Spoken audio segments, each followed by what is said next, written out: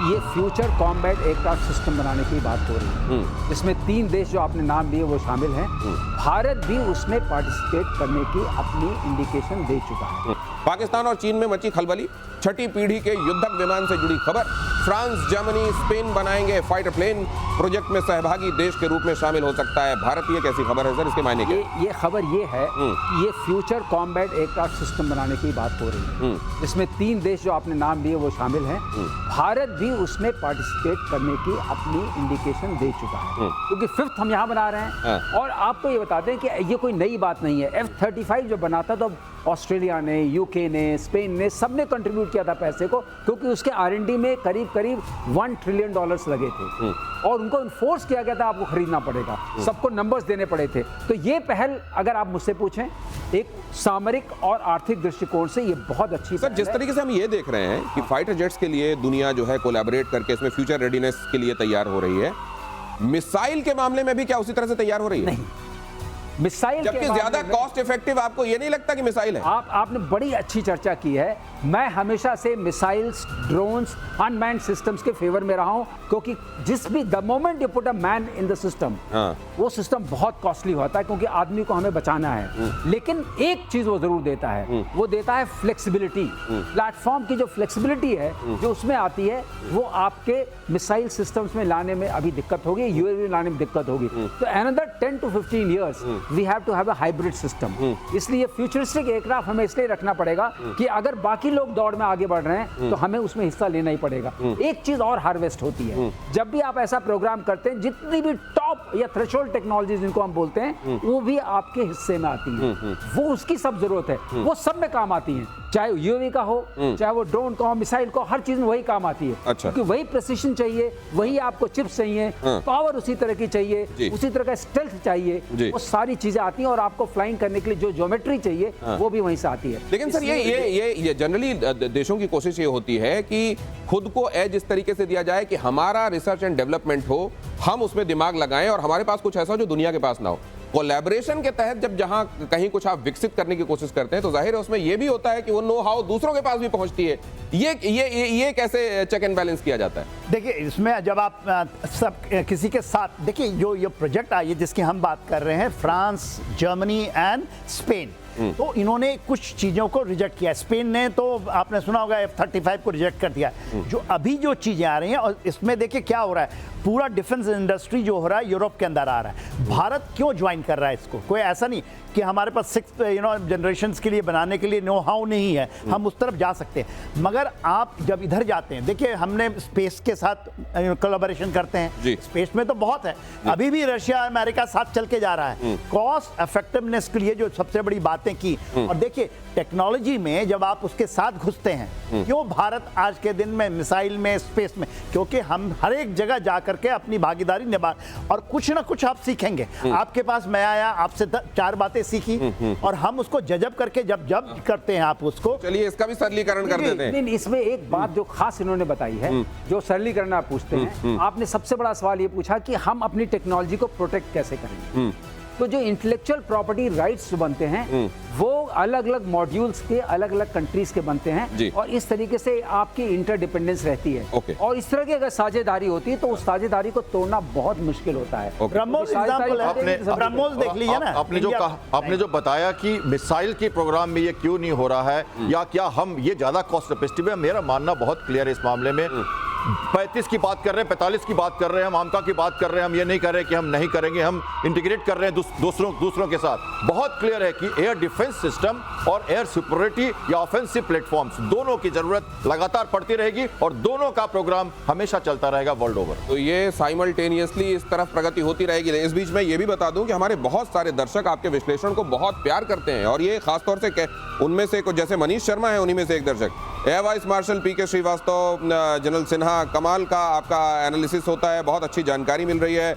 Shyam sir भी regularly हमारे साथ हो तो उनका भी कमाल का एनालिसिस होता है। और भारत की मिसाइल शक्ति और मजबूत होगी, भारत में होगा स्पाइक मिसाइल का उत्पादन, इजराइल के साथ मिलकर बनेगी ये मिसाइल। भारत अपनी मिसाइल शक्ति को और ज्यादा बढ़ा रहा है और मिसाइल के इस क्षेत्र में इजराइल के साथ मिलकर काम किया जा रहा है। वैसे दुनिया ये भी सोचती होगी सर। दर्शकों को पहले हमारी तरफ से बहुत बहुत नमन। हाँ, ये बात तो है। आप लोग हम सब जो है, हमारा शो जो है वो आपकी बदौलत है। इसके लिए और अगर आप इसको पसंद कर रहे हैं चार, और आप इतनी जहमत भी उठा रहे हैं कि उसको आप लिख कर बता रहे हैं, जैसे हमारे एक दर्शक जिनका नाम मैंने लिया, मनीष शर्मा, उन्होंने लिखा ये एनालिसिस उनको कमाल का लगता है, इसके लिए आपका बहुत बहुत आभार सर। ये मिसाइल टेक्नोलॉजी के मामले में बहुत सारे लोग ये भी सोचते होंगे कि अगर काम करना है तो फिर ईरान का बड़ा नाम है, उसके साथ क्यों नहीं? ईरान की देखिए, ईरान के पास जब टेक्नोलॉजी की बात आती है, ईरान के पास रशियन टेक्नोलॉजी है, अपनी होम ग्रोन टेक्नोलॉजी नहीं। अच्छा, हम क्या चाहते हैं? हम चाहते हैं कि जब हम पार्टनरशिप करें, उस पार्टनरशिप को बेसिस बना करके लीव फ्रॉक करके हम अपनी होम ग्रोन टेक्नोलॉजी बनाएं, और इसमें हम सफल हुए हैं। आपको बताएं, जब ब्रह्मोस शुरू हुआ था तो नियरली पार्टनरशिप जो है हमारी 50-50 थी, और अब जो है सिर्फ 14% जो है टेक्नोलॉजी जो हमारी नहीं है, जो वहां से आती है। अच्छा। और इस सारे को हम चेंज कर रहे हैं, चाहे वो कॉन्कोर्स में हो, चाहे इनवार में हो, चाहे आकाश में हो। आकाश में भी शुरू में हमने कुछ इजराइल से, कुछ और जगह से मदद ली थी, अब उसको हमने पूरा 99% हमारा अपना है। कुछ चीजें ऐसी होती हैं जो हम नहीं करते हैं, क्योंकि जैसे मान लिया जो कंपोनेंट की बात होती है, वो अगर बहुत जब तक मात्रा में नहीं बनाए तो आपको सस्ता नहीं पड़ता है, तो कॉस्ट कंसिडरेशन की वजह से आप लेते हैं और वो हमेशा मिलता भी रहता है। ऐड करूं इनमें, देखिए क्या होता है जब जनरेशन की बात करते हैं, जैसे 6th generation, India should think about 7th और 8th जनरेशन। 6th जनरेशन आप इससे ले लीजिए, आप इधर जाएंगे, इसलिए जाते हैं आप जब 6th जनरेशन की जब बात हो रही है, हम वहाँ ज्वाइन कर रहे हैं, इसमें चले जाइए, हमारी जनरेशन यहाँ नहीं रुकेगी।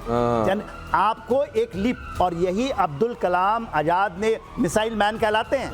भारत आज मिसाइल के ऊपर में शक्ति है जो विश्व के अंदर, उनकी सोच थी, और उन्होंने ये कहा था भले ही हम साइकिल में लेके जाके मिसाइल को करेंगे टेस्ट, मगर हमारी सोच आगे रहेगी। इसके लिए आपको ज्वाइन करने पड़ेंगे, जाने पड़ेंगे, घर के अंदर बैठ के नहीं कर सकते। कि हमने 110 मिसाइल, 110 राइफल की बात चल रही है, और वो फ्रांस से चल रही है। हमें समझना चाहिए ये 5th generation fighter, 4.5 generation fighter है। हम चाहते हैं कि ये राफेल भी आए। कुछ भी हमने सुना ऑपरेशन सिंदूर में, सब एक तरफ, और 110 राफेल और खरीदने की बात हम कर रहे हैं, नेवी खरीदने की बात कर रही है राफेल से, तो उसी कंट्री से हम अमलगमेशन कर रहे हैं। मैं बता दूं, प्रोफेसर कलाम की बात आई है, तो प्रोफेसर कलाम ने कैसे शुरू किया, क्योंकि बात टेक्नोलॉजी की चल रही है। उन्होंने एक इंटीग्रेटेड गाइडेड मिसाइल्स प्रोग्राम बनाया, उसके अंतर्गत आपका आकाश बना है, त्रिशूल बना, उसी के अंतर्गत आपकी जितनी मिसाइल्स आप देखते हैं, अग्नि सीरीज, पृथ्वी सीरीज, ये सब उसी के अंतर्गत आई। उस प्रोग्राम को हमने बंद किया।